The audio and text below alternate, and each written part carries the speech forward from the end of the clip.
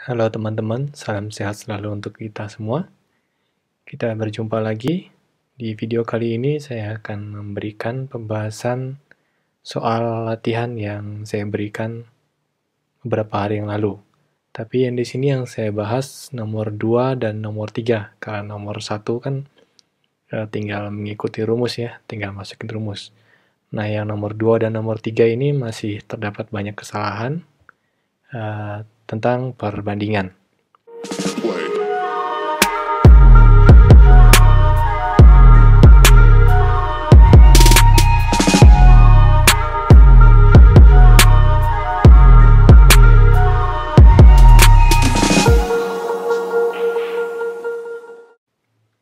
Oke, soal yang nomor 2, soalnya seperti ini. Dua muatan yang sejenis dan sama besar tolak-menolak dengan gaya 1 Newton. Ketika jarak pisahnya 2,5 mm. Tentukan besar gaya tolak-menolak jika jarak pisahnya menjadi 5 mm. Nah, soal seperti ini berarti ada dua kondisi. Kondisi yang pertama, pada jarak sekian, itu gaya tolak-menolaknya sekian. Nah, sekarang pada jarak 5 mm, ini F-nya berapa? Kita kasih simbol ya, misal ini F2. Ini berapa? Ini berarti R2. Yang ini F1. Yang ini R1. Nah, ini berarti kan jaraknya yang diubah. Karena jaraknya yang diubah, berarti muatannya sama. Muatannya sama. Nah, di sini berarti kita akan menggunakan perbandingan. Perbandingan, yaitu F1, F2 misalnya. Biar cepat, F2 per F1 sama dengan, nah di sini perlu kita ingat ya, bahwa F itu sama dengan K, Q1, Q2 per R kuadrat. Nah, kalau misalnya ini saya tulis menjadi 1/F, berarti ini kan berbanding terbalik dengan R ya, maka ini tetap supaya berbanding terbalik, R kuadratnya di atas. Sebenarnya ini permainan matematika sih ya. Nah, K, Q1, Q2. Nah, kalau seperti ini bagi yang belum paham ya, kalau yang sudah paham ya silakan. Ya. Nah, kalau seperti ini berarti kan kita bisa menulis dia sebagai F2 dikali 1/F1. Nah, kalau F2 gini seperti ini kan, ya berarti kita masukkan aja seperti ini. Ya. Maka jadi K, Q2, Q1, R yang 2 ya, R2 kuadrat. Dikali, ini kan 1/F, berarti kita masukkan yang ini. Maka di sini berarti R1 kuadrat per K, Q1, Q2. K kan konstanta, pasti sama. Q-nya tidak berubah, yang diubah hanya jaraknya. Maka ini pasti sama semua. Sehingga bisa kita coret. Nah, sisanya tinggal ini kan. F2 per F1 sama dengan R1 kuadrat per R2 kuadrat. Nah, di sini kita bisa lihat ini. Jaraknya yang pertama itu 2,5, kemudian diperbesar menjadi 5. Nah, berdasarkan rumus ini, karena F itu berbanding terbalik dengan R, maka seharusnya F2-nya ini kita akan menemukan lebih kecil daripada 1. Ya. Lebih kecil daripada 1. Maka di sini kita hitung nih, F2-nya tidak ada ya. F2-nya dicari, F1-nya 1, R1 kuadrat tadi 25 ya, 2,5 ya. 2,5 kuadrat. Yang ini 5 kuadrat. Nah, di sini kalau kita ubah, bukan diubah ya, kalau kita kuadratkan, ini kan F2 bagi 1, F2. 2,5 kuadrat ini berarti 6,25. Dibagi 5 kuadrat itu 25.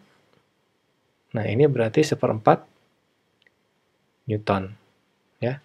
Nah, kita lihat nih, 1/4 ini lebih kecil daripada 1 Newton. Berarti sesuai nih. Ya, ingat tadi bahwa F itu berbanding terbalik dengan 1/R. Ya, berbanding terbalik. Kalau ini yang makin besar, maka F-nya makin kecil. Kalau ini yang makin kecil, F-nya makin besar. Nah, di sini kita lihat tadi, awalnya 2,5, kemudian diperbesar menjadi 5. Maka berarti F2-nya pasti akan lebih kecil dari F1. Sekarang lanjut ke yang soal nomor 3. Dua muatan saling tarik-menarik dengan gaya 60 mikronewton ketika jarak pisahnya 5 mm. Tentukan besar gaya di antara keduanya jika jarak pisahnya tingkat menjadi 8 meter. Tadinya 5 meter, naik menjadi 8 meter. Ya. Berarti ini R1, ini R2. Yang ini berarti F1 ya. Karena pada jarak 5 mm, gayanya 60 mikronewton. Pada jarak 8 meter, berapa? Berarti muatannya sama ya. Nah, tadi sudah dibilang pada soal sebelumnya bahwa karena jaraknya semakin diperbesar, dan F itu berbanding terbalik dengan jarak, maka pasti F2-nya akan ditemukan lebih kecil daripada 60. Ya, lebih kecil daripada 60. Nah, sekarang kita hitung. Sama seperti tadi. Karena yang ditanya F2, berarti F2-nya ini ya. Tentukan besar gaya. Ini berarti yang ditanya adalah F2. Sama seperti tadi, F2 per F1 sama dengan, ya, persis sama seperti tadi, jadi sini saya langsung saja, maka di sini menjadi R1 kuadrat per R2 kuadrat. F2 di sini 60, R1 kuadratnya itu 5 kuadrat, di sininya 8 kuadrat. Maka F2 itu sama dengan F2 per 60 ya, sama dengan 5 kuadrat 25 per 64. Nah, kemudian F2-nya sama dengan, berarti kan 60 dikali 25. 60 kali 25 ini 1500. Nah, kemudian dibagi 6, 4. Maka menjadi 23,4 mikronewton. Ya, mikronewton.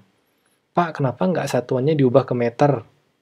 Ini kan milimeter. Nah, kalau untuk soal perbandingan, soal perbandingan itu akan saling menghilangkan. Jadi mau diubah atau tidak pun tidak terlalu memberikan dampak ya.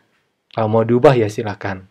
Kalau tidak diubah juga tidak apa-apa. Ingat, kalau untuk soal yang perbandingan ya. Sebagai contoh misalnya kalau kita ubah ya, F2 per F1. Nah, yang ini kan berarti 5 mm itu berarti 5 kali 10 pangkat min 3 ya. Min 3 kuadrat dibagi 8 kali 10 pangkat min 3 kuadrat. Ini meter ya, karena milimeter dirubah jadi meter, maka jadi kali 10 pangkat min 3. Coba kita lihat, 5 kuadrat itu 25, dikali 10, ini jadi min 6 ya. Min 6, dibagi 64, kali sama, 10 pangkat min 6. Nah, ini kan bisa hilang. Karena sama kan? Jadinya 25 per 64 lagi. Sama seperti ini. Nah, jadi mau diubah ke meter ataupun tidak diubah ke meter, hasilnya tetap sama ya. Tapi catatannya adalah ini kalau soalnya perbandingan. Oke, inilah pembahasan soal dari tugas yang kemarin. Semoga bermanfaat. Terima kasih.